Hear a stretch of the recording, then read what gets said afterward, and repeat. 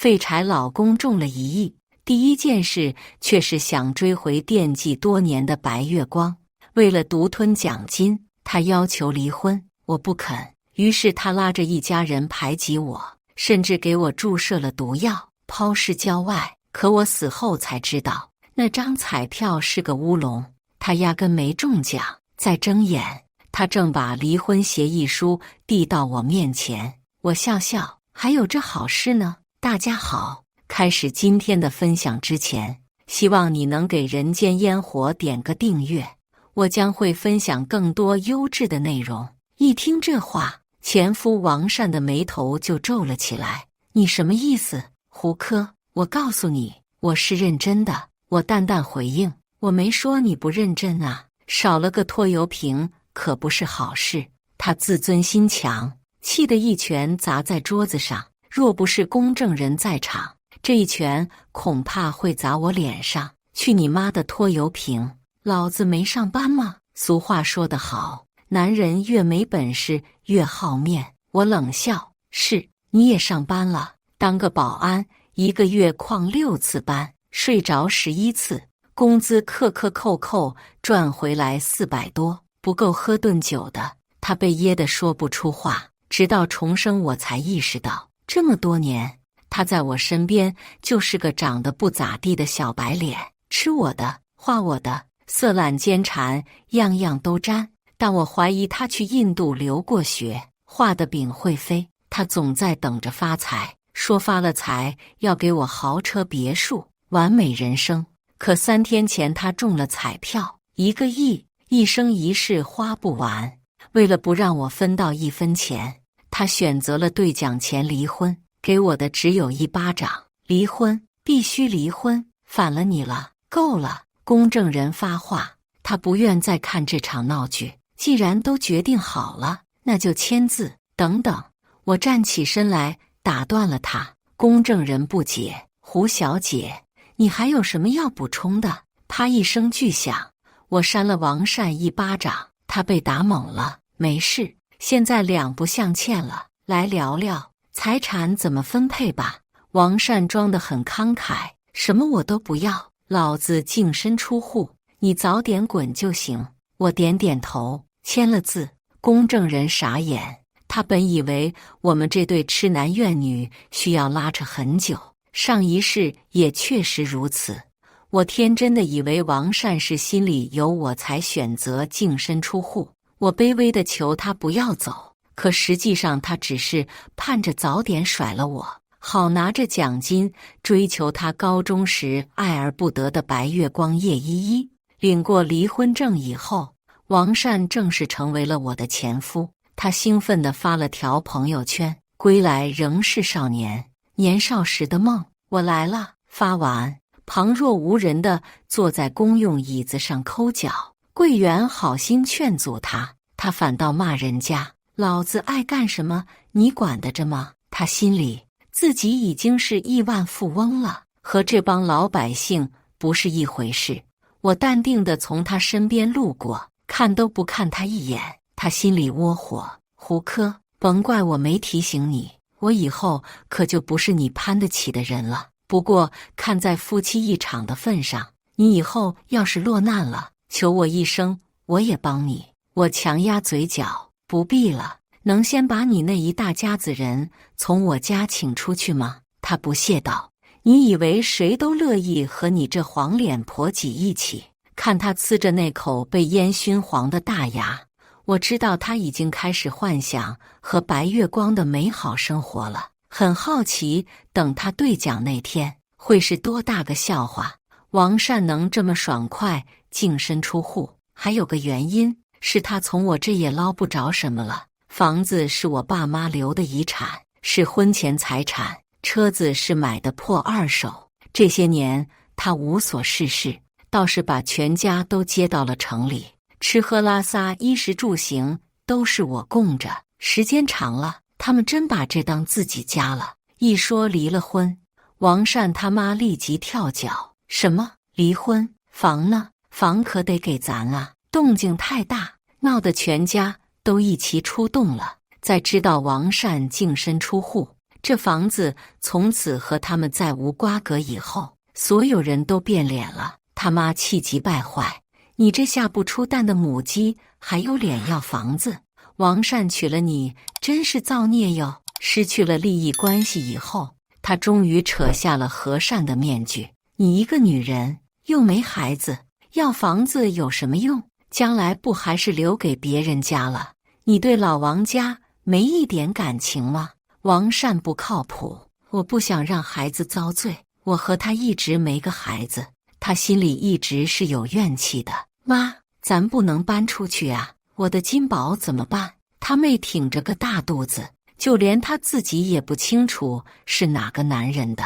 他劝我：嫂子，要不这婚别离了，房子留给金宝，我让他以后给你养老，成吗？他爸不说话，但气得一把将喝茶的杯子摔碎在了地上，气氛剑拔弩张。他妹又打圆场：要不这样吧，离婚可以，但你给我一笔遣散费，好让我们有个去处。就是，我老人家平时哪亏待你了？啧，没一句人话，每个人眼里都露出贪婪的凶光，完全没了平日里虚伪的亲和。从前我一直把他们当家人，可上一世为了不让我分奖金，几个人按着我，强行给我注射了氰化物，趁着夜色把我埋在了郊外。他们吵得不可开交，王善却正拿着手机傻笑，看样子是计划着约叶依依吃饭。呵，这世界都颠成这样了，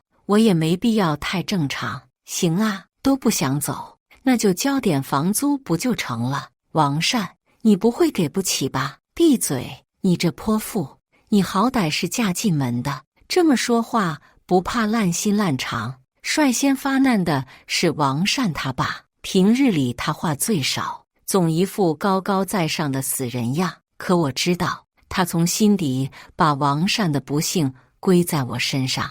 当年王善要不是和你恋爱了，至于连高中都考不上，这是你欠他的。你还有脸要房子？我也不装了，有一句对一句。哟，还我欠他呢。高中那时候他可看不上我，忙着给校花当狗呢。您不知道啊。他爸脸涨红了，倒是王善听到校花就跟触电了一样。哪呢？他妈恨铁不成钢。你呀，房子都被人抢了，还想啥呢？哥，就是啊，你得为你外甥考虑呀。没了房子你还有啥呀？他妹这话刺痛了他可怜的自尊。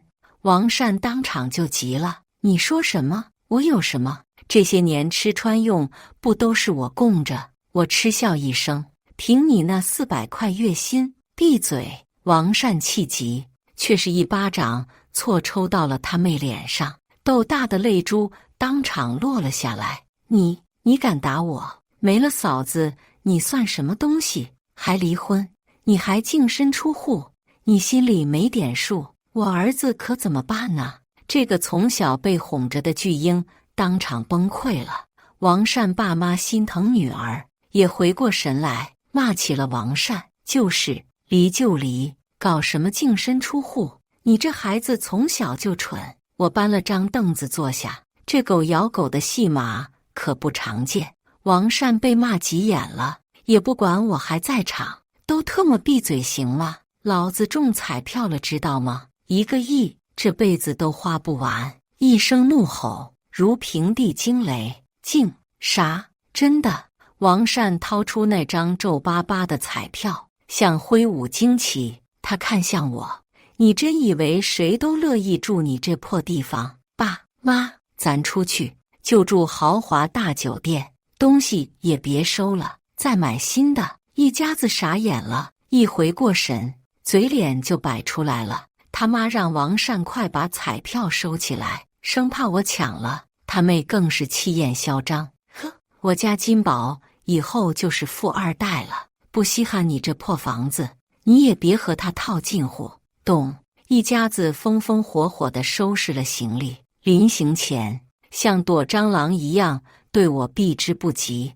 可他妹却很诚实地把我化妆品全偷走了。关上门那一刻，我看清了他们每个人脸上的鄙夷和嫌弃，他们就像寄生在我身上的蚂蟥，吸血，还嫌你的血不够干净，不够甜。正当我以为王善的事最多是自家乐子的时候，他上新闻了。他们搬走后，我家像被土匪扫荡了。我花了1个下午才把那一家子的垃圾全都从我家清出去。打开手机一看，小区却出名了，同城热搜第1，滨江小区惊显神秘富豪，大胆求爱有夫之妇。点进去一看，小区门口的广场上，有人用了数以万计的玫瑰花摆成了一行大字：叶依依，我爱你。我这才知道，叶依依原来跟我住的同一个小区，而且早已经结婚了。难怪王善年纪轻轻就非要当小区保安，原来是为了能默默守护她。热搜底下，叶依依丈夫的评论被网友顶到了最前。这孙子谁呀？晚上睡觉别睡太死，一眼站岗，一眼放哨，话里话外火药味十足。正当所有人都以为这位神秘富豪会深藏爱意，隐姓埋名时，王善开了直播，他公开放话，评论我都看到了。老子姓王名善，你能拿我怎么的？依依需要的是个有能耐的男人，比如说我，早点腾出位置，再过不了几天，我就会正式向他表白的。网友炸锅了，有的人需要整活，有的人天生就是个绝活。富哥，与我50看看实力，爱好人妻，你也有枭雄之志。王善毕竟没啥文化，听不懂好赖话，他貌似很享受这种感觉，散财童子般的在网上发着红包，巴不得让全世界知道他发达了。可很快质疑声就来了，我查过了，这小子就是个保安，什么神秘富豪，我也查了，这钱都是贷的，散了吧，又是个假大款。隔着屏幕都看得出他气得手抖，他大骂：你们懂什么？我这叫超前消费，懂不懂？有钱人都这样，一帮贱民，活该这辈子发不了财。走着瞧吧，等老子提了钱给你们瞧瞧，你们这辈子都挣不到。啪一下，直播被封了。我家门外有人砸门，他大喊：王善是吧？死变态，滚出来！老子今天就来跟你算算账。第一时间我都没敢应门，我家装的防盗防爆门，按理说固如金汤，可那人砸得极用力，仿佛整个房子都在抖。王善，滚出来！你不是很能耐吗？有本事抢人老婆，没本事应门。我开门后，身高2米的大汉提着钢管就冲了进来，他大骂：那畜生呢？把我老婆害成这样，老子一定弄死他！嗨，我疑惑不解。要知道，王善可是叶依依的资深舔狗。说着，他掏出手机，给我展示了王善的小号。他以保安的身份在业主群里加了叶依依好友，每天都自我感动地骚扰人家，还爱发些油腻朋友圈，暗暗表白。今天见到你了，又是美好的一天。夏日炎炎，你还是这么甜。夜深人静想起你，真的很寂寞。上了新闻以后，王善甚至在业主群里对叶依依穷追猛打。依依，你还记得我们高中那时候吗？你送我的半张纸巾我一直珍藏到了现在。依依，你为什么不回我消息了？就算我马上要成为亿万富翁了，我也还是那个默默守护你的小保安。叶依依本就神经衰弱，差点被他吓成自闭症了。人呢？王善，滚出来！他眼里有杀意。还不等我向他解释，手机噔一声响了，王善又开直播了。视频里，他正要去兑奖，雇了10几个保镖，还隔空喊话：吕顺，你不就是个健身教练吗？能挣几个钱？白白耽误依依这么多年。他需要的是像我这样有能力的男人，知道吗？网友看热闹不嫌事大，纷纷起哄：真富哥呀，能不能直播追爱呀？想看就是就是，真爱无敌！王善洋洋得意，吕顺气得后槽牙咬碎，就差没把钢管掰弯了。我宽慰他：别急，好戏马上就要开始了。直播里，王善正意气风发地把那张彩票递给兑奖的工作人员。那人仔细检查了一番，一脸疑惑：先生，很抱歉告诉您，这张彩票恐怕并没有中奖，您搞错了，没中奖，怎么可能？你别胡说！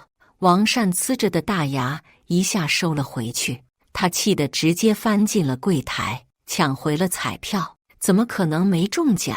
这号码都是对的，你想讹我？去你妈的吧！工作人员一脸尴尬：先生，您这彩票不是我们官方网点买的，是不具有兑奖资格的。王善傻眼，死死攥着那张彩票，破口大骂：怎么可能？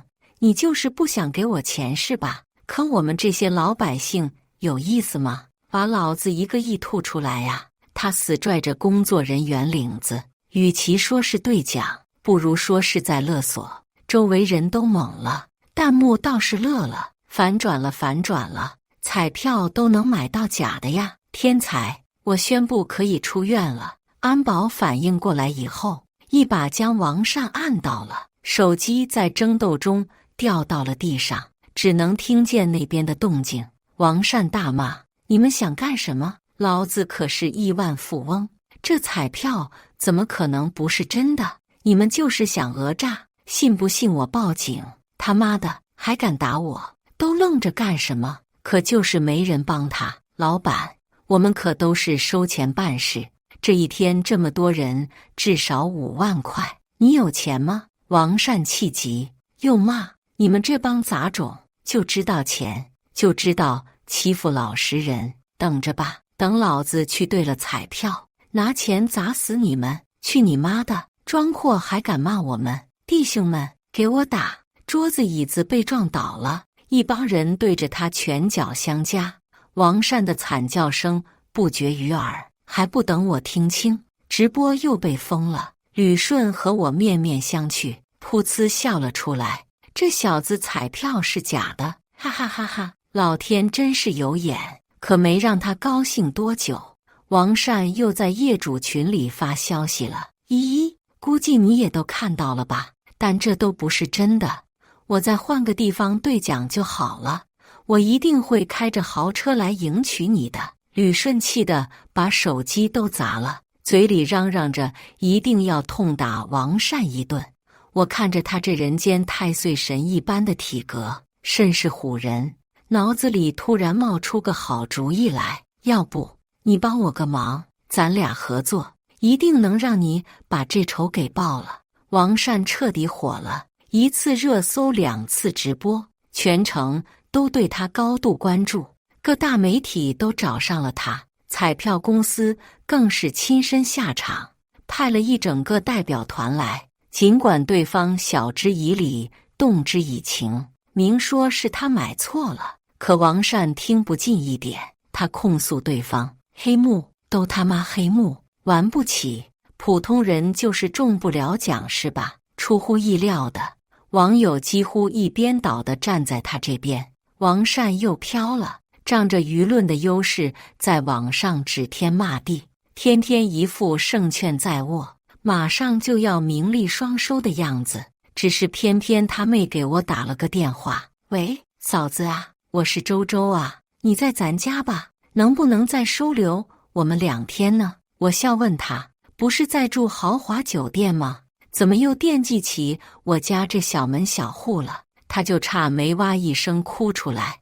王善当时兜里1分钱没有，愣是凭着张彩票把全家的钱都忽悠着垫了出去。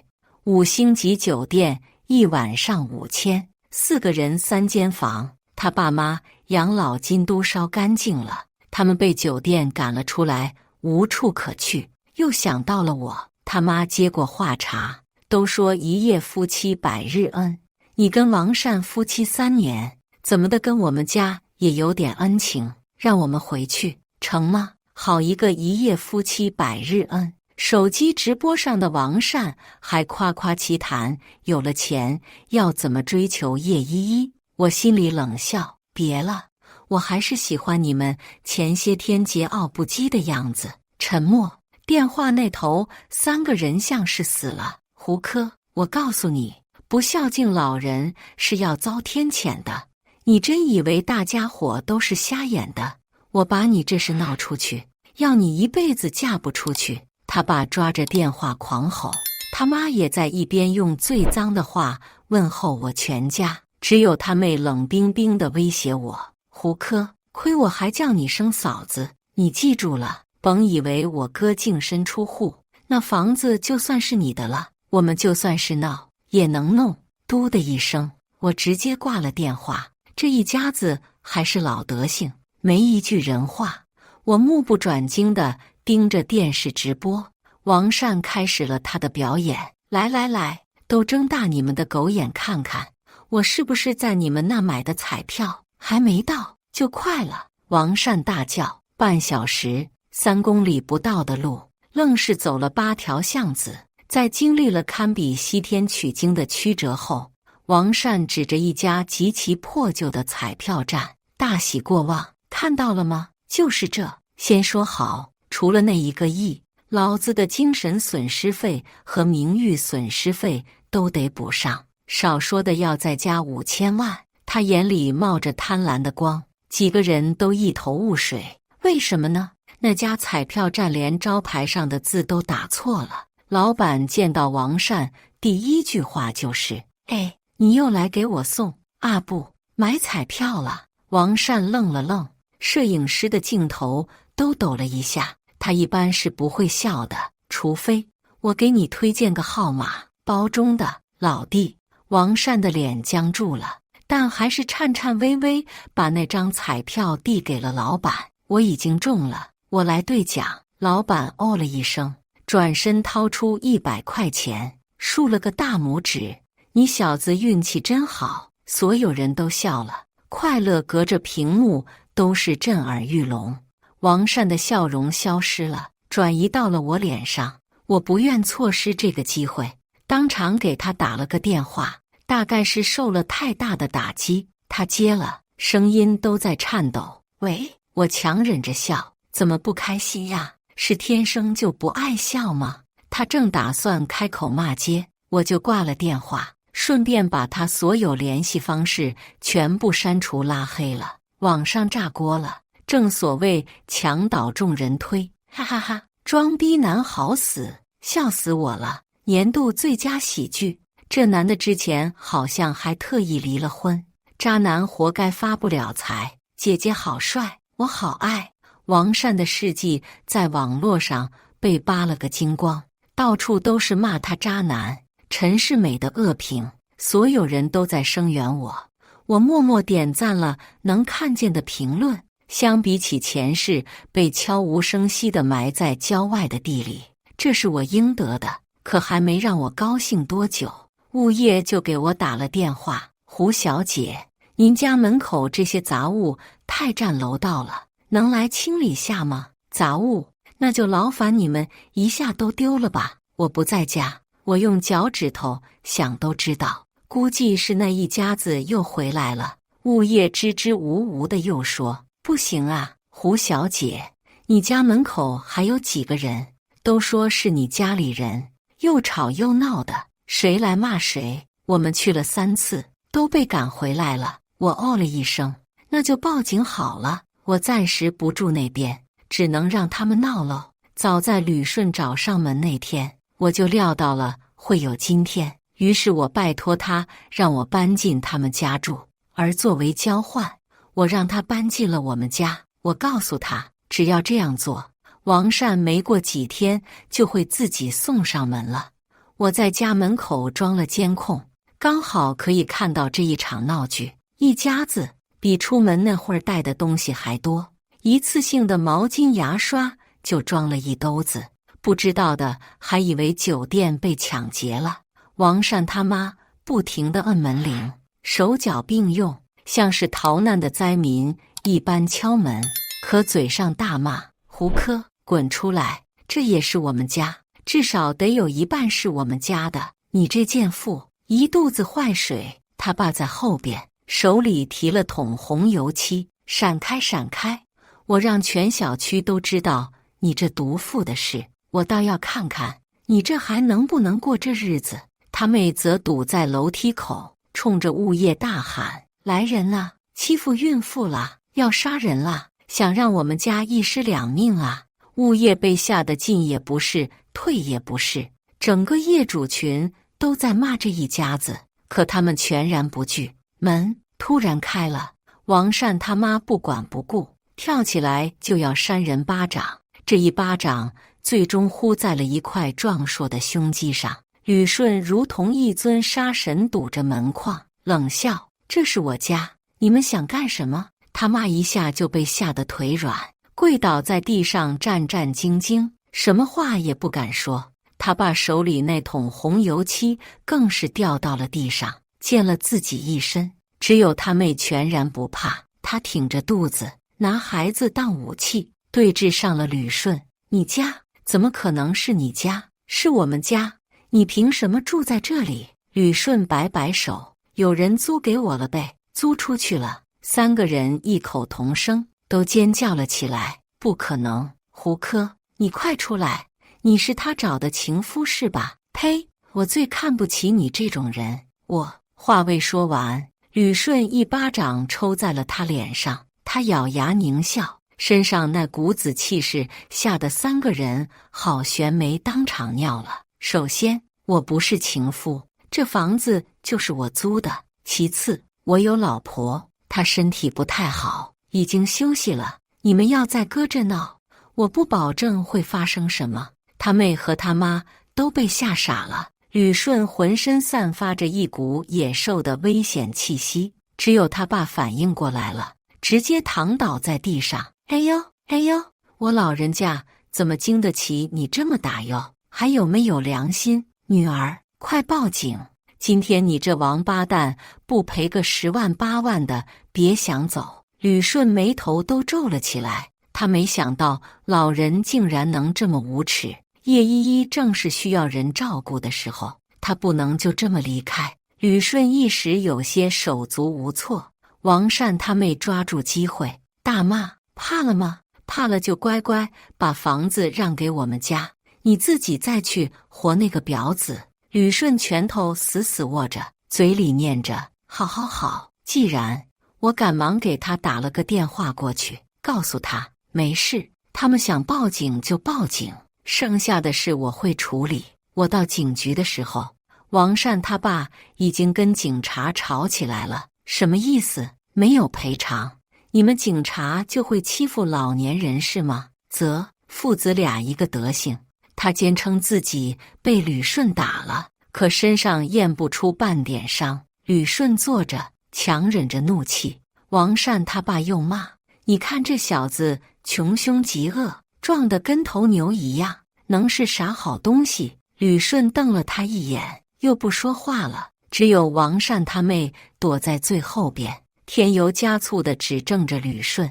我跟警察说明了情况，顺便把监控录像也交给了他。他看过以后，就说我和吕顺可以走了。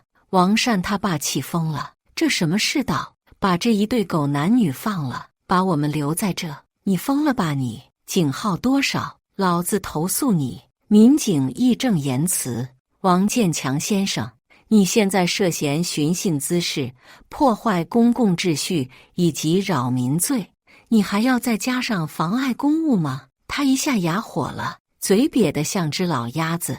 王善他妈还想说话，被他直接抽了一巴掌。够了没有？真想把我老头子送进去，快让你那狗崽子滚过来赎人啊！吕顺办完手续之后就要走，一提到王善，他眼里愤怒就沸腾了。他说王善居然还没死心，还在骚扰着叶依依，不过现在是在网上了。民警正好在通知王善来局里把这帮牛鬼蛇神接走。可他说什么玩意？别碍着老子当网红发财，我没他们这家人，懂吗？网红。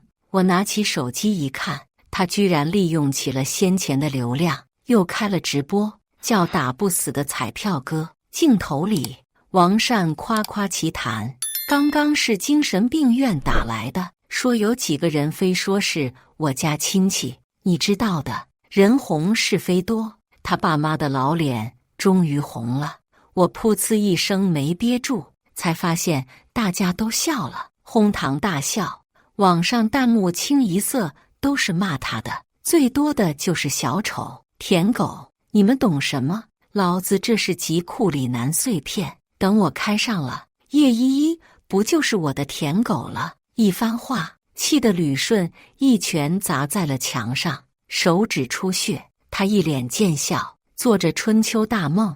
直播人数蹭蹭往上涨，他在直播间里骂天骂地，甚至骂起了我那个前妻。不说了，姿色尚可，就是身材太差，要不是他舔我，我能和他在一起？死八婆！不等他说完，直播间又被封了。他仍旧大言不惭，火速发了个动态：我还会回来的，彩票哥是打不死的。但当天下午，他就被官方全网封杀了。网友纷纷落井下石，笑死，真把自己当回事了。殿堂级的小丑就此落幕。可我知道，王善那死德性没别的，比蟑螂还不要脸，比驴还倔。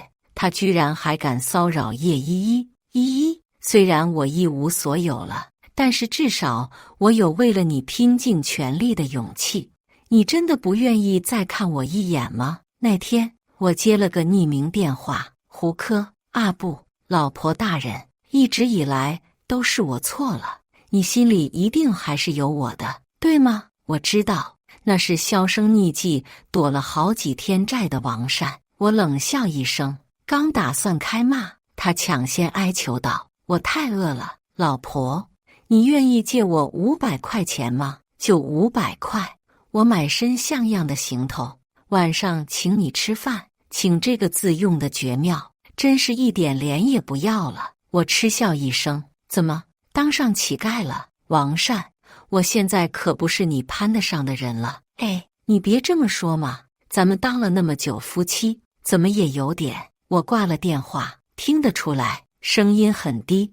王善过得很落魄，大概躲在哪个城中村吧。可突然门铃响了，那一家子还在城里游荡，所以我依旧住在叶依依家里。我刚走到门口，那半死不活的声音却传了进来：依依，是我，王善。我知道你可能不想见我，可是我已经为了你失去一切了，难道这样也不能让你为我动容吗？他贴在门上，嚎啕大哭了起来。我本以为他是真情流露，对叶依依实在爱得深沉，可谁知他哭着哭着，上气不接下气地说：能不能借我吃一顿饭的钱？真的，依依，我知道你最善良了的，我快被饿死了。沉默，死一般的沉默。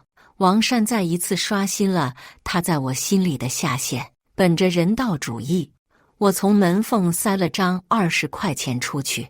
王善一把扯过，高兴地跳了起来：依依，我就知道你对我最好了，等我吃过了饭，我就去找胡科复婚，只要拿房子把债给还了，我就能东山再起。你一定要等我呀！我心中又气又笑。果真不出我所料，他下一步就是要回家对我死缠烂打。可幸好现在那里住的是吕顺，是王善这辈子最不想见到的人。我打开手机，调出了监控画面，不想错过任何一点精彩画面。半小时后，王善出现在了我家门口，他敲门，谄媚地大喊：老婆，我回来啦，你不要再生我的气了，夫妻两个哪有不吵架的呢？床头打架床尾和，对吧？见没人应门，他又说：小宝贝，其实都是一场。吕顺拉开了门，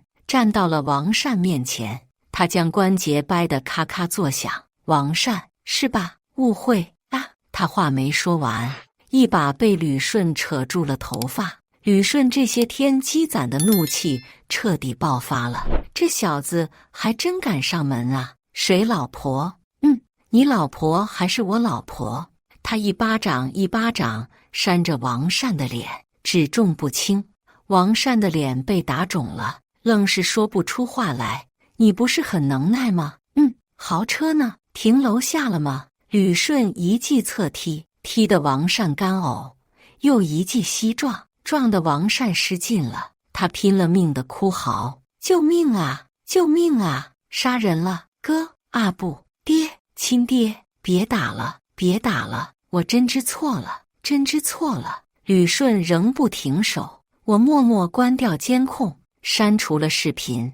大约半个小时以后，警车和救护车一起来了。被打得神志不清的王善嘴里还嚷嚷着：我是亿万富翁，你敢这么打我，老子拿钱砸死你！那天晚上，王善和吕顺都被带走了。王善控告吕顺故意伤人，可街坊邻居都替吕顺作证，说是王善先上门，管吕顺妻子大喊老婆，摆明了寻衅滋事。吕顺更是提出是王善先要闯进他们家，有入室抢劫嫌疑。他最终只交了点罚款就被放走了。可王善倒好，交不起罚款，还主动要求要住看守所。他这2天都在躲债，已经很久没有睡过一个人能待的地方了。一家4口在看守所里团团圆圆。几个月以后，我搬回了自己家。这间我父母留下的屋子里承载了太多回忆。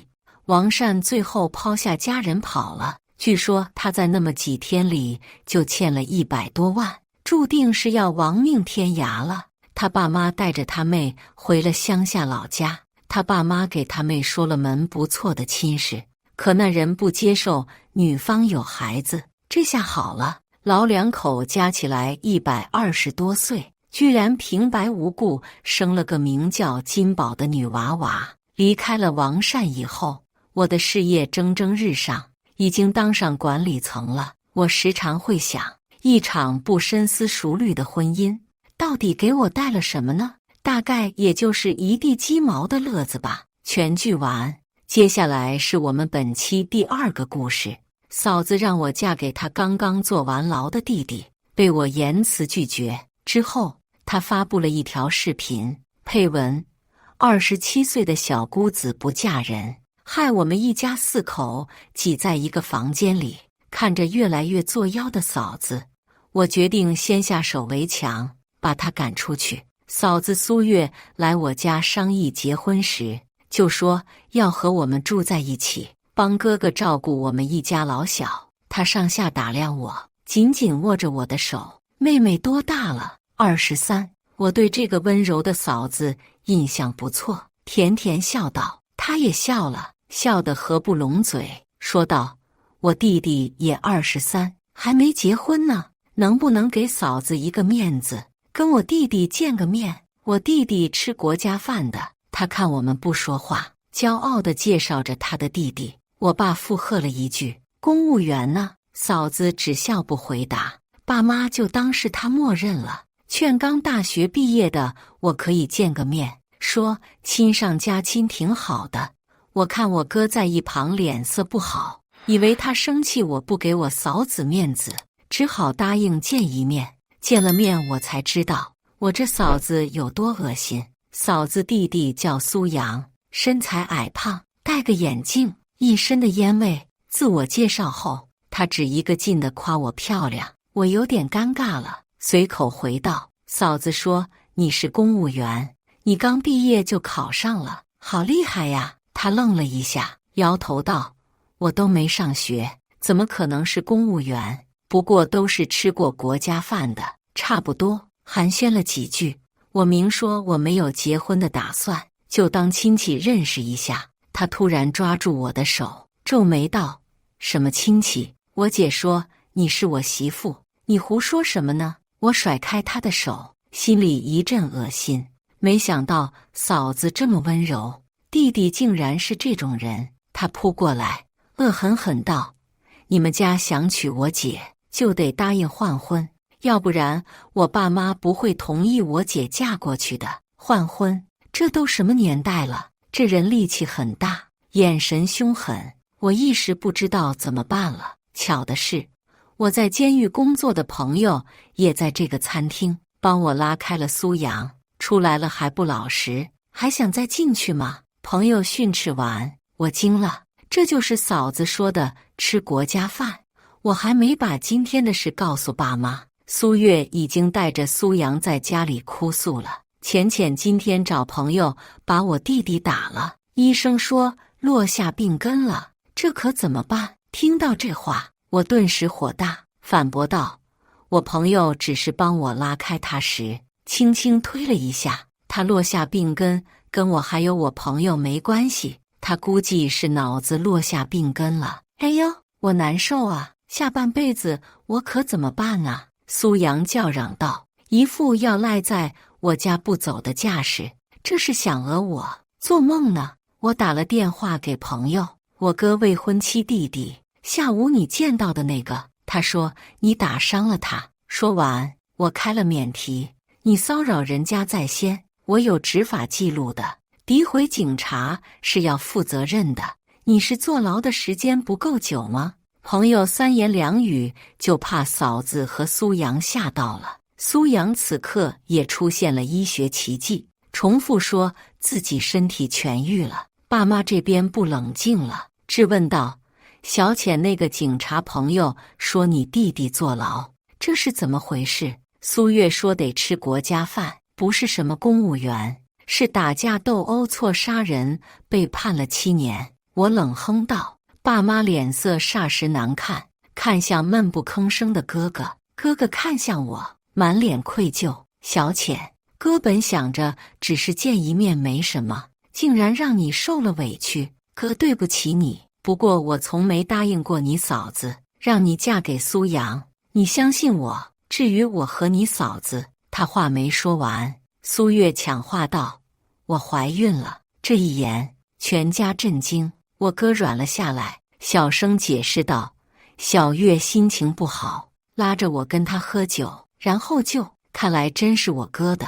我和爸妈深深叹息，知道这嫂子是必须进门了。小月隐瞒弟弟的事，我们可以不追究了，你们的事可以继续商量。爸爸看了我一眼，转过去指责道：但你不能瞎牵红线，更不应该管不住你弟弟，让我女儿受委屈，这事儿不给个说法，你这弟弟以后别进我们家的门了。妈妈也不高兴，尽力维护我。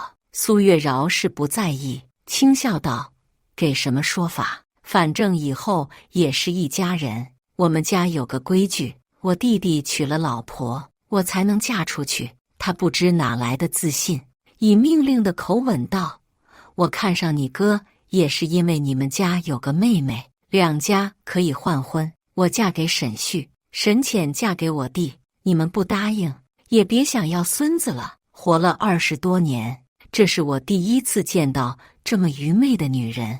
我爸气得跺脚，骂道：你说的什么畜生话呢？你家女儿能做买卖交换，我家没这个规矩，滚！带着你弟弟一起滚！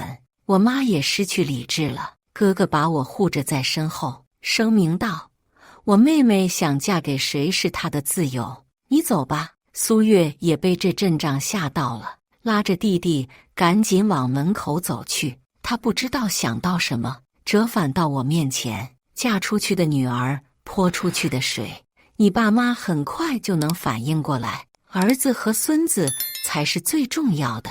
看着他满眼自信的样子，我惊呆了，世上竟然真有这么轻视自己性别的女人。几天后，苏月突然联系我哥哥，说后悔那么冲动了，想再约我们一家商量事情。爸妈善良，看在他肚子里那个孩子的面子上，带着我和我哥赶去了约定见面的地方。苏月没有直接说正事，而是带着家里几个亲戚给我们洗脑，说来说去都是宣扬重男轻女思想，听得令人发指。原来还不止苏月一家这么愚昧，爸爸已经气得把杯子砸在地上，呵斥这些煽风点火的人滚了。苏月难以置信地看着爸爸，摇头叹息道：“竟然还有这么不知轻重的人！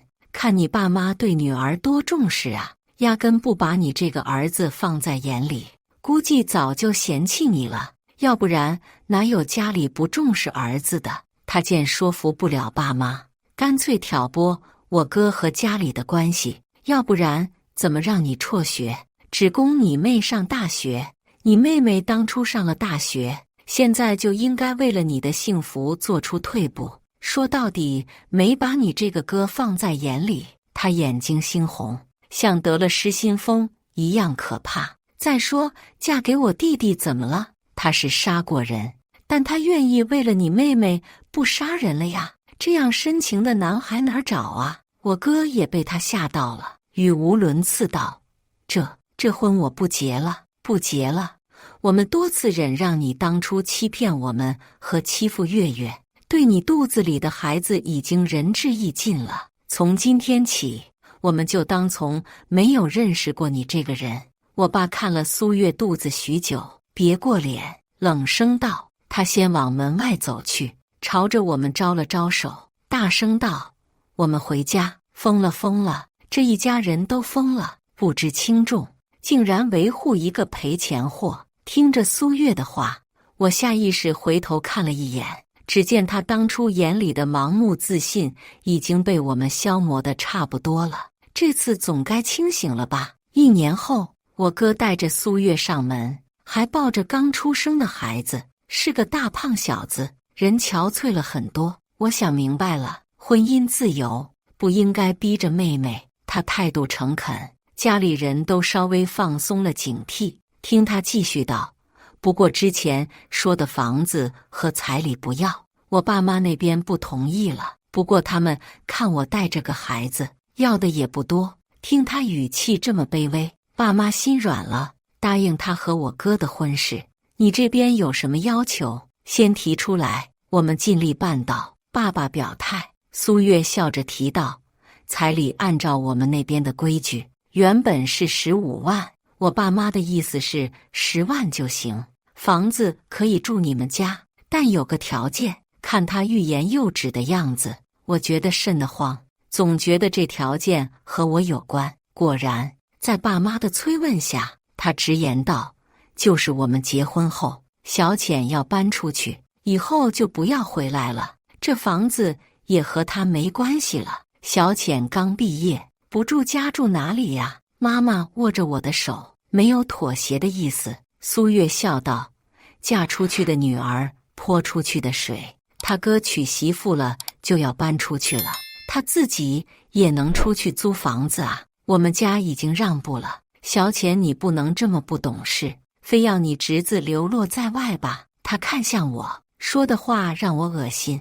这不是在泼我吗？不用这么麻烦，我给你们俩买房，你们俩搬出去住。我爸忍着怒气，拿出一张卡摆在苏月面前。苏月愣住了，扫了我哥一眼：“你之前怎么不说咱爸有钱啊？你没问啊？”我哥无奈道，眼睛盯着苏月肚子，显然是舍不得孩子。苏月以为我哥穷，好拿捏，他这人反应很快，眼珠子转2下就有了新对策，大声宣布道：“我们商量好了，结婚后要出省打工，你们帮我们房子买在那里吧。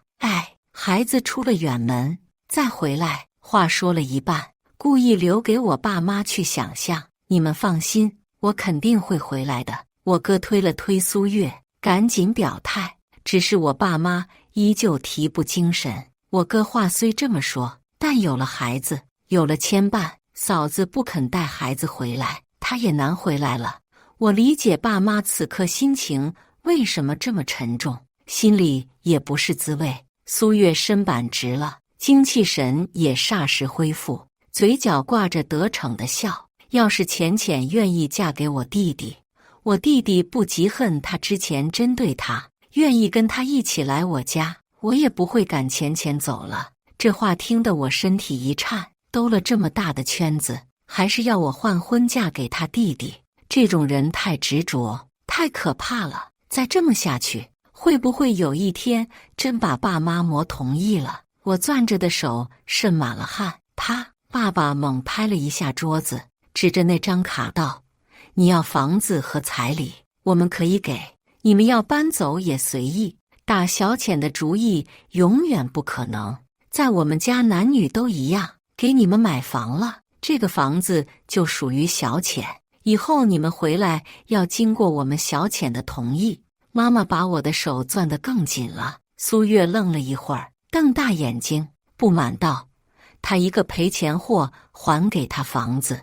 你们老两口疯了吧？我都打听清楚了，你儿子生下来有隐高症，手术做晚了，恢复得不好。医生说生孩子的概率不大，这孩子我可是做过亲子鉴定了，就是你们儿子的。”苏月把怀里的孩子弄得哇哇大哭，一点面子也不想给我们了，直接威胁道：“要么让沈浅永远滚出沈家，要么让她嫁给我弟。”气氛立刻僵了下来。我爸弓着背，像被重石压过一样，妈妈和哥哥也沉默了。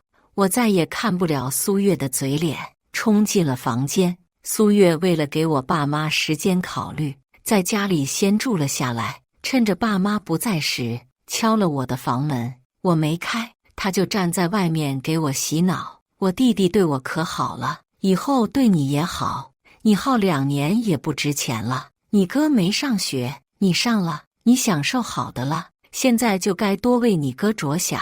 下午你爸妈啥态度你看到了吧？谁家不想传宗接代呢？”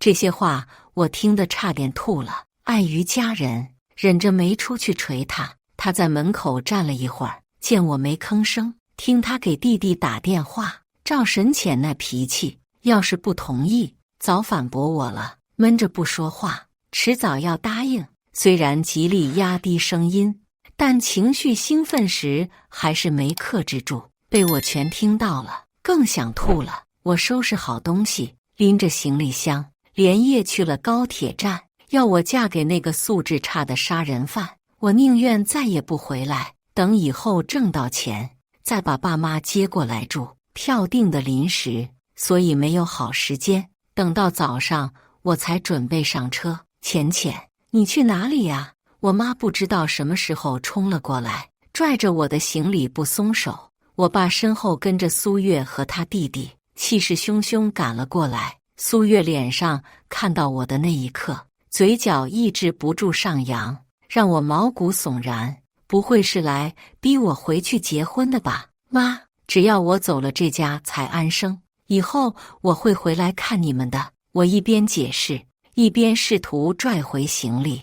妈妈死活不肯松手，哭着说道：“妈妈的家就是你的家，你要去哪里呀？”我心中一颤，手上没了力气，行李箱全丢给了妈妈，做好人跑的准备。我爸把苏阳拽到我面前，一字一句，态度坚决：“不管发生什么事，我都不会把女儿嫁给你。你死了这条心，儿子，学是你自己不肯上的，房子彩礼爸妈也都给你准备好了。你的身体要怪就怪你爸妈，爸妈怎么弥补都可以，跟你妹妹没关系。”我哥低着头，一言不发。苏月突然朝我扑过来，骂道：“你想要把你哥逼死吗？赶紧表个态吧！”我哥给了苏月一巴掌，嘈杂的吵闹声戛然而止。为了你和儿子，我什么都听你的，但爸妈和妹妹是我的底线。这是我头一回看到我哥这么硬气，指着苏月吼道：“你给我滚！”苏月带着他弟弟灰溜溜回家了。3个月后，苏月带着孩子跪在我们面前，求我哥再要他。带个孩子，没人愿意娶我，我只有沈旭了。苏月一边给我们磕头，一边哭诉道：“我这次什么都不求了，不要房子，不要彩礼，更不要为难小浅，只想带着孩子好好过日子。爸妈是在意这个孙子的。”又见他态度诚恳，双双看向我。我虽然不喜欢这个大嫂，但侄子是无辜的，松了口。爸爸把那张卡又拿了出来，估计是心有余悸了，提到房子还是要买的，要不然我怕小浅没安全感。苏月摇头道：“我不要房子，我只想跟你们住在一起，照顾你们一家人。这是我立的字据，以后不会再提任何一句赶走小浅的话。”他慌张地把字据拿了出来，一副幡然醒悟的诚恳模样。爸妈核对了字据，彻底安了心，齐声道：“我找人把日子定下来，尽快给你们办婚礼。”苏月笑了，爸妈和哥哥笑了，我笑不出来，总觉得这个女人没那么简单。我回了房间，思绪很乱。过了一会儿，妈妈敲了房门要进来：“小浅，你是不是还对你嫂子不放心？”妈妈轻声问道。我点了点头。妈妈摸了摸我的头，承诺道：“我跟你爸商量好了，这次他要是再作妖，我们是不会再妥协的。”我心里的压力因为妈妈的话彻底释放。婚礼前夕，苏月的伴娘临时生病了，央求着我做她的伴娘。看着她那双圆滚滚、写满不良心思的眼睛，总觉得这事没那么赶巧，但我还是答应陪她。我觉得与其被动的等待，不如主动出击，看看他们到底想要做什么。当晚，苏月房间里挤满了凑热闹的人，她使唤我出去倒水。苏月的水房单独一间，在院子角落里。我刚进去，门就被关上了。眼前烧得半边黑的墙壁上人影逐渐放大，这身形一猜就知道是谁。这人转身，果然是苏阳。他说了一大堆恶心的话，半句离不开轻贱女性，让我深刻感受到妈宝男和重男轻女双重影响下的男人是什么样子的。看了一眼手机屏幕，录制的差不多了，我一脚踢过去，苏阳一阵痛吼，被送进了医院。他被抬走说的话还清晰在耳：“你们沈家既供你读书，又教你去学武术，指望你卖个多好的价钱。”这话听得着实恶心，要不是大家抬得快，我怎么也得再来一脚。这场婚礼也因苏阳不欢而散。回家后，我就报警起诉了苏阳。在抓捕他的那天，他失踪了，不知道藏到了什么地方。3天后，苏阳被苏月从山上揪了下来，亲自送到警察手里。所以苏月是悬崖勒马，幡然醒悟了。是的，苏阳坐牢的那天，他就抱着孩子跪在我家门口，整整跪了1个小时，怀里的小侄子哭了1个小时。看在他大义灭亲以及他辛苦生下孩子的份上，我们原谅了他。他这次表现很好，进门就递了和弟弟决裂的保证书，只要逢年过节祭点钱回家赡养老人就行了。我们家不是绝情的人，只要不跟他们家人打交道，让苏月赡养父母是应该的。出于对苏月的尊重，爸妈还是决定为他和哥哥正式举办一场婚礼。惊奇的是，苏月爸妈给他准备了丰厚的嫁妆，1张卡。原本爸妈是要给他和我哥置办房子和彩礼的，但苏月坚持不要，甚至说要了就没脸进我家的门。现在爸妈看着他手里那张卡，更愧疚了。苏月嫁进来后，好像回到了我第1次见她的时候，温柔大方。我们家的生活也平静了4年，嫂子又给我哥添了个女儿，我们一家更感激她的付出，待她也更好了，把没有给的彩礼都补贴给夫妻俩平时的生活里。我和嫂子因为他弟弟产生的隔阂好像彻底消失了。然而这只是暴风雨前的宁静。除夕夜，嫂子发布了一条视频，配文：27岁的小姑子不嫁人，逼我们一家4口挤在一个房间里。搞笑的是，评论区找不到一条嫂子想听的话。这是你小姑子爸妈家，她想住多久就住多久，错的不是她，而是你无能的丈夫。小姑子太可怜了，27岁也才刚到适婚年纪。凭什么骂她嫁不出去？估计在家没少看你脸色。她就算嫁出去了，那个房间也是她的。现在什么年代了，男女都一样。刷到这条视频，我惊呆了，也彻底寒了心。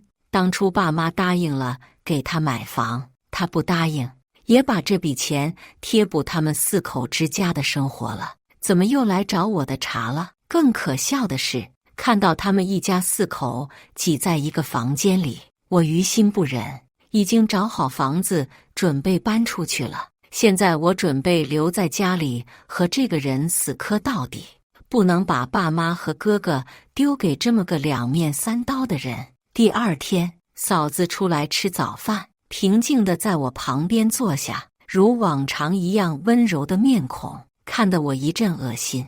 她眼下乌青一片，眼睛里布满了血丝，似乎是熬了一整夜。我避开她，看了一眼她的账号，她昨晚被骂得很惨，但丝毫没有意识到自己的错。上百条评论，她一条条回复，坚持不懈地证明我是个反派角色，可惜都徒劳无功。看她颓然无能的样子，我也懒得和她撕破脸，直接去上班了。总觉得她突然这么反常，事出有因。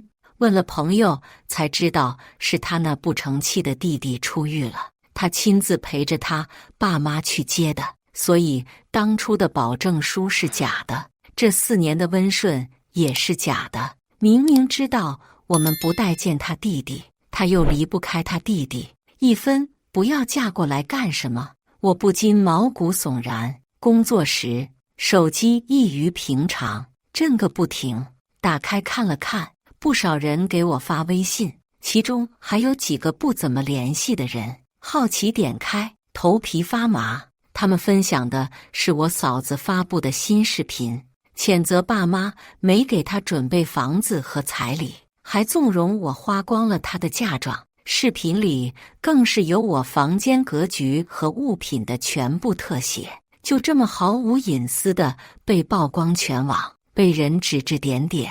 这条视频上了各大平台热门，引起多大热议，对我们一家的骂声也越来越多，甚至有人扒光我们的住址和工作单位。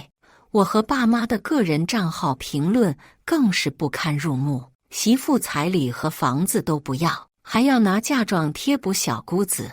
这小姑子大学白读了呗，这一家人简直是吸血鬼呀！快跑吧，你们会遭报应的。这事发生后，邻居对我们指指点点，甚至严重影响了我和爸妈的工作。我休假回家和苏月面对面交谈，你爸妈的积蓄这些年都被我掏空了，他们现在拿不出钱来给我房子，更补不了那张卡的嫁妆。苏月哪里有往日的半分贤惠，堪称变脸大师，语气得意。你们现在也没辙了吧？那张卡是空的吧？我叹了一口气，实在搞不明白他。你现在和我哥有儿有女了，现在搞成这样，你就不怕给2个孩子的生活造成影响吗？苏月丝毫没琢磨我话里的意思，反而警惕地看着我，别想拿孩子卖惨。我是2个孩子的妈，我也是我弟的亲姐姐，这2个孩子都姓沈，不姓苏。我弟弟再不结婚生儿子，我苏家就绝后了。他瞪着我，咬牙道：我弟弟坐过牢，根本没人愿意嫁给他。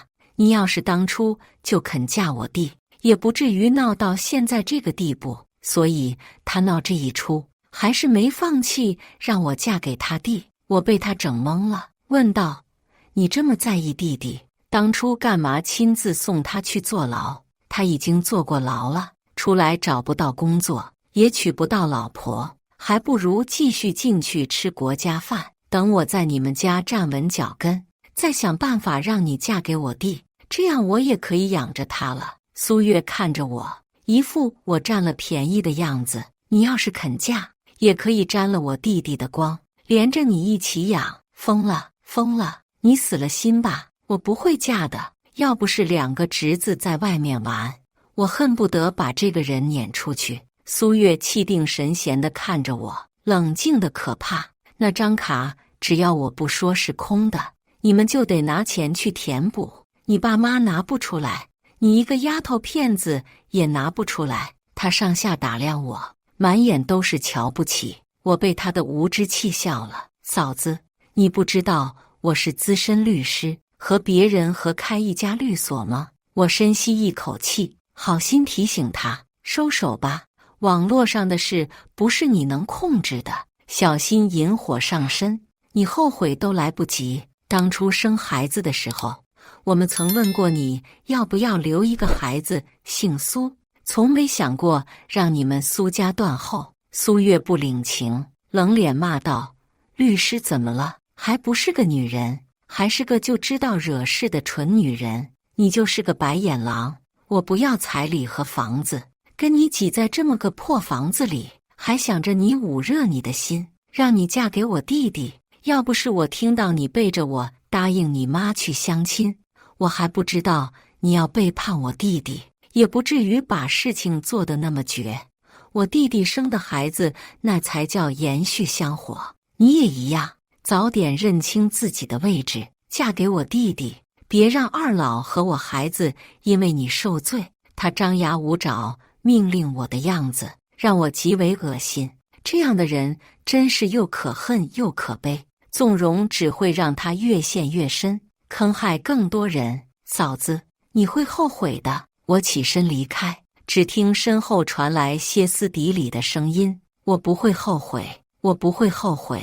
爸妈回来后，我才从房间里出来，把全家人召集在客厅。除了苏月，全家人都笼罩在谩骂中，气氛压抑。苏月看着我，嘴角掩不住的笑意，嘴里嘟囔着：早答应我不就好了，我弟弟又不会吃了你。呵，这女人到现在还认为我会妥协，嫁给她那个劣迹斑斑的弟弟。爸妈，我已经帮你们把东西收拾好了，接你们跟我去我买的房子住。我看向爸妈，轻声道。爸妈看向我，震惊中又带着愧疚。你存点钱不容易，别为了我们把钱都花光了呀。爸妈一直知道我跟别人开律所，挣了点钱，但不知道我能全款买下一套价值100万的3室一厅。我曾多次给爸妈生活费，但他们坚持不要。后来苏月以各种理由要钱，积少成多，在爸妈毫无意识时就被掏空了积蓄。我不反对爸妈扶持哥哥一家，但不能看着爸妈连养老钱都没了，干脆把每个月都为爸妈存一笔生活费，把卡递给爸妈。我耐心解释道：爸妈，我买了房子还有富余，给你们也存了一点，这下可以放心跟我走了吧。房子离这里不远，你们想回来看孙子孙女，随时都能来。我看向哑口无言的苏月，冷笑道：给大嫂腾位置，这样她也就不用在网上发疯了。哥哥沉默了，估计也想让爸妈搬走了。爸妈也瞧出哥哥的意思了，朝我点了点头，准备跟我一起离开了。不许走！苏月发了疯似的扑过来，紧紧拽着二老，指着我骂道：你就是个祸害，家里被你闹成什么样了？你和爸妈走了，让别人戳着我脊梁骨骂呗，都不许走。你们要是走了，我就去死。你不让我们和小浅走，又在网上说我们挤着你，到底想干什么呀？我妈急得流泪，质问道。爸爸也附和道：是啊，你到底想干什么呀？你们要想这个家彻底安生下来，就让沈浅嫁给我弟弟。苏月掐着腰道。爸妈此刻的表情和当时的我一样，都惊异到害怕苏月的执念。小浅，走，我们去你家，走走走。爸妈拽着我往外走，生怕苏月那个疯女人再做出什么可怕的事来。我给妈妈擦了擦眼泪，安抚道：你们放心，等我们搬走，网友看他的诉求得到解决，就不会再骂我们了，他也就消停了。爸妈听了我的话，脸色缓和许多，但依旧紧紧护着我，警惕地看着苏月。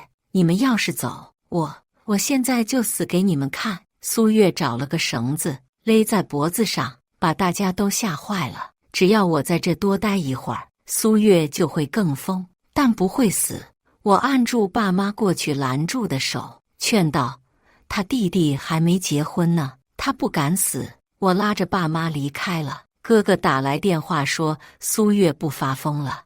我和爸妈给苏月腾位置的消息传出去后，舆论清朗了许多。苏月心里的火没熄灭，而且越来越旺，如我当初所言，已经烧到他自己了。小姑子和公婆都搬出去了，住的地方也有了，怎么还闹呢？到底想要什么呀？小姑子这房子最起码100万吧，能买这么贵的房子，不像是贪图别人嫁妆的样子啊。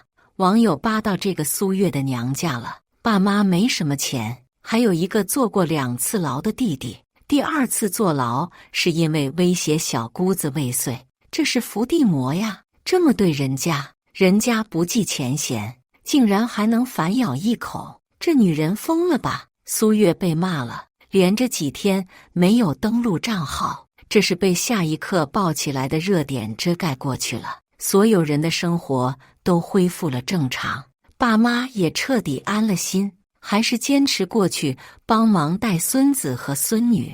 苏月也没再说什么，我听着当初给苏月录的音，心情沉重。她执念这么深，真会就这么安分守己了吗？我不信。果然，刚消停了几天的苏月重新登录了账号，挨个回复网友，言论里暗示我在做不正当交易，挣来的钱也都是不干净的。他先是曝光我的奢侈品，然后言辞激进，引来不少心理不平衡的男网友对我攻击。一个女的怎么可能挣这么多钱？小仙女在哪工作？我去照顾生意。女生本身没多少赚钱能力，没有舔狗，很多连饭都吃不起。这些钱哪来？大家都知道。所幸有一些女性网友帮我说话。我认识的女孩要学历有学历，要工作有工作，要拼劲有拼劲，打败多少破房男哦！来一个破房男，我骂一个。看到这些评论，我暖心许多。把当初以为用不到的录音传到了网上，揭露了他的丑恶嘴脸。破房男网友也不敢帮嫂子攻击我了，另一拨人占领了嫂子的评论区。这都什么年代了，还有这种换婚的想法？疯了吧！人家呀，大学生嫁能坐2次牢，而且游手好闲的人，这嫂子心真够毒的，这已经够恐怖了。竟然还在网上诋毁小姑子，太可怕了！这种人就是社会危害。嫂子被骂到自闭，直接注销账号了，网友也纷纷散了。翻完评论，心里一阵舒畅。爸妈给我发来一条信息，让我赶紧回嫂子家，说嫂子撺掇我哥哥带着爸妈卖房去别的城市。刚到嫂子家门口，就听到里面的骂声。他在网上放那些什么意思？明摆着想把咱们家里的事给外人知道，然后搅和的我们家里不安宁啊！他就是个没良心的。我做的不对，他可以来家里骂我，万万不该把这事捅到网上去。所谓家丑不外扬，这让我们家以后怎么做人啊？这我们是待不下去了。我和沈旭商量好了，带着你们2老一起卖房去别的城市，让那个白眼狼孤独终老，人人嫌弃，在门外都觉得苏月的声音震耳欲聋。骂了那么多，他还觉得不够，直到被我爸一巴掌扇安静了。我推门进去的时候，我爸正在教训苏月：“你还有脸怪小浅？这是一开始不是你先放到网上的吗？家丑不可外扬，提醒的是你。对，白眼狼也是你。我们家真是被你害惨了。”我妈应和着我爸训道。苏月懵了，呆愣了好一会儿，对道：“你们真是老糊涂了，竟然跟帮女儿不帮儿子。她嫁出去就不是你们沈家的人了，还指望她能给你们传宗接代不成？不指望女儿，指望你这个为了帮衬弟弟恨不得害了我们家人的媳妇吗？我妈径直走到我身边，看向我哥，你媳妇什么样你也看到了，现在有她没我们，有我们没她，你自己选吧。爸爸没说话，默认站在了我的另一边，等着我哥表态。知道我哥顾虑什么，我耐心劝道：哥，你有2个孩子，所有顾虑情有可原，但苏月再折腾下去，迟早会影响到孩子。按照苏月那个为了弟弟可以牺牲一切的精神，我真怕他哪天让2个孩子无家可归。这么多年，我对2个怎么样，你都看在眼里，你可别听你妹妹的。苏月有些慌了，跪在我哥面前，哭得声嘶力竭。当初所有人都嫌弃你身体不好，只有我愿意嫁给你，还给你生了2个你从来不敢想的孩子。没有功劳也有苦劳啊，这日子到底是我们2口子过的，她迟早要嫁人的，还能管你们家一辈子啊？你爸妈现在就是被蒙蔽了，我们先搬走，每月给家里寄钱，等他们想通了再把他们接走。我哥动摇了，掐灭了烟头，清了清沙哑的嗓子：爸妈，现在弄成这个样子，这里我和小月还有孩子是待不下去了。俗话说养儿防老，你们跟谁，自己掂量掂量吧。他说这话时刻意回避着我的眼神，也让我心寒和醒悟。嫂子之所以可以在我们家横行多年，就是因为这个立场不坚定且自私的哥哥。爸妈虽然维护我，但思想到底是传统的，养儿防老他们也没说少说。这会儿我看向二老，心里也没底气，这都什么年代了，你思想还这么俗气，就是受你这个媳妇的影响，你迟早要被她害死。爸爸嫌弃地看着哥哥，妈妈指着哥哥，不高兴地哼一声。儿子不顶事，女儿也是一样的，我们这么多年对你和小浅都是一样的。房子你要卖可以，但卖的钱得分小浅一半。爸爸补充道。苏月一副受了委屈的样子，跳脚道：看，我说对了吧？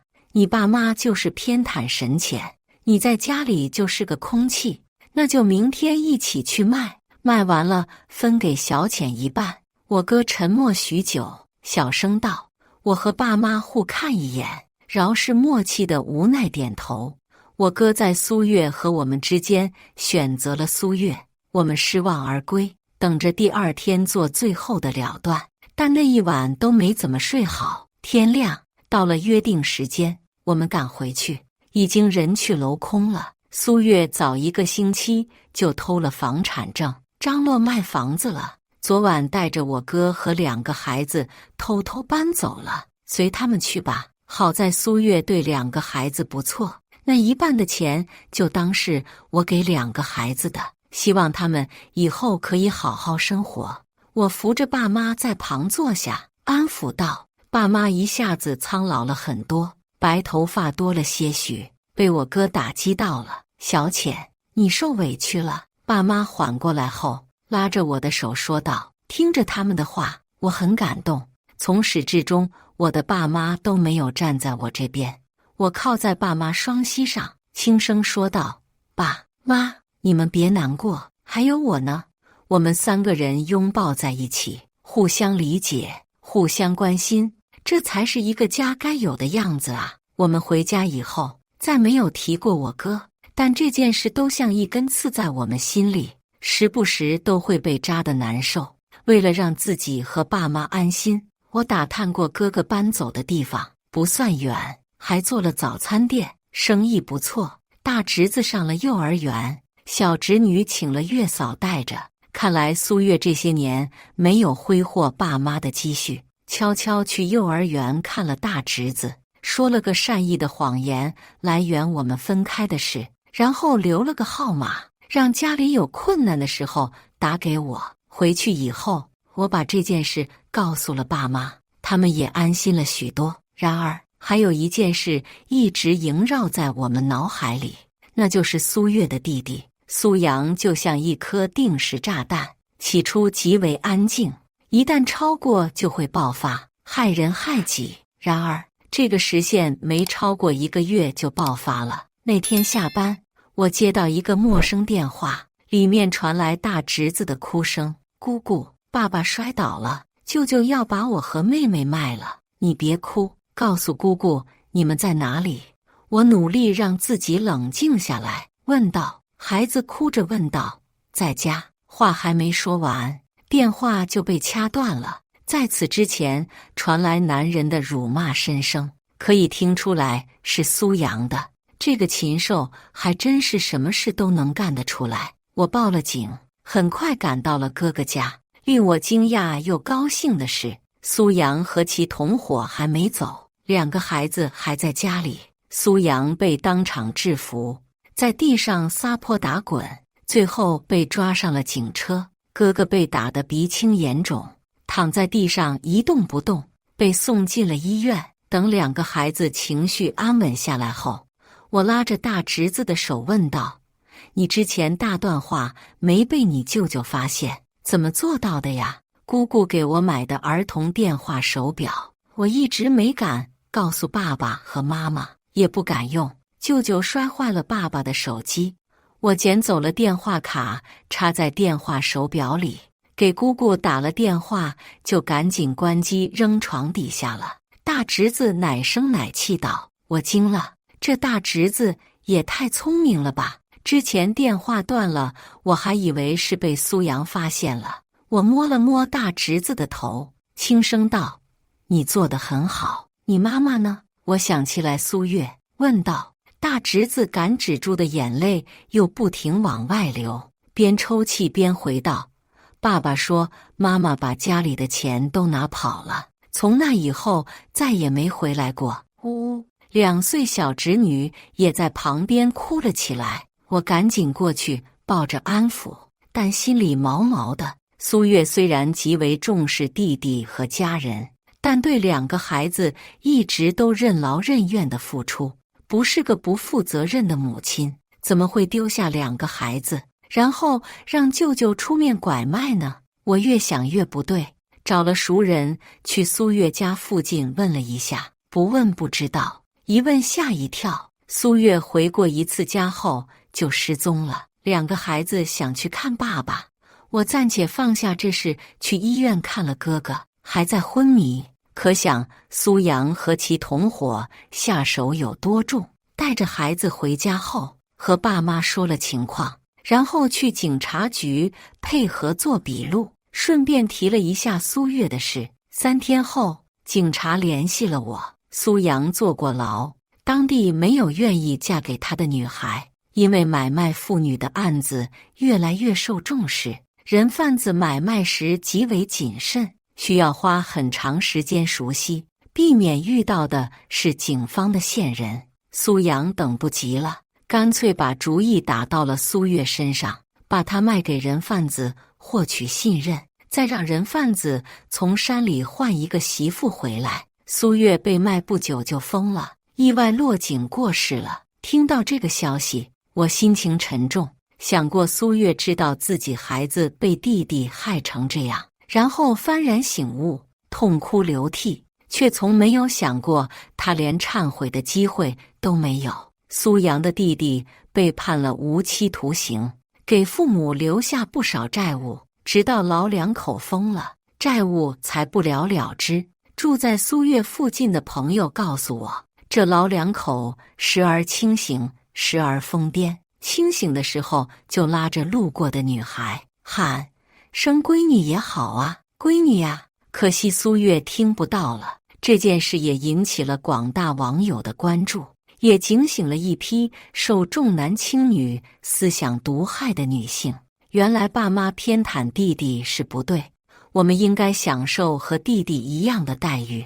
以后我要多为自己着想，今年以后我不会再往那个无底洞寄钱了，我要自己花，自由自在的生活。我和爸妈看了评论，突然这段时间的折腾也不算一点意义都没有了，相视一笑。后来医院打来电话说哥哥醒了，我们一家去看了他，他跪在我们面前痛哭流涕，爸妈，我对不起你们呢，我错了，还有妹妹，我最对不起的就是你。说完，他诚恳地给我磕头，我心里五味杂陈，把人拉了起来，叮嘱道：以后好好过日子吧，你还有2个孩子。2个孩子冲到哥哥怀里，哭着问道：爸爸妈妈什么时候回来呀？妈妈拯救别人去天上当小星星了。哥哥沉默了好久，沙哑着声音回道：现在刚好是晚上，